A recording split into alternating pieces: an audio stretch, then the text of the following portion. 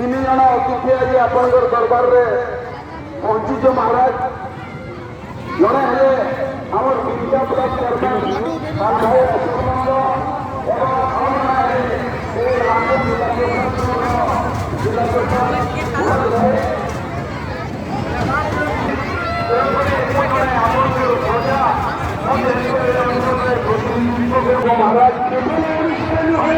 महाराज जो जोटा असुविधा सुविधा आम निश्चित भाव में महाराज पालन करब आपंकर आदेश मुताबक एवं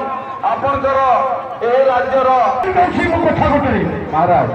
मो राज्य जो वृद्ध एवं विधवा माँ मैंने जाऊँ भत्ता महाराज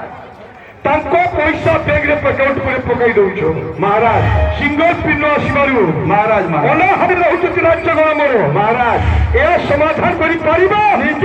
निश्चित भाव में करू महाराज करताली दियो माँ महुली करताली दियो जमीती प्रत्येक पंचायत महाराज निज घर को महाराज पैसा आसब आम राजकोष महाराज व्यवस्थित कर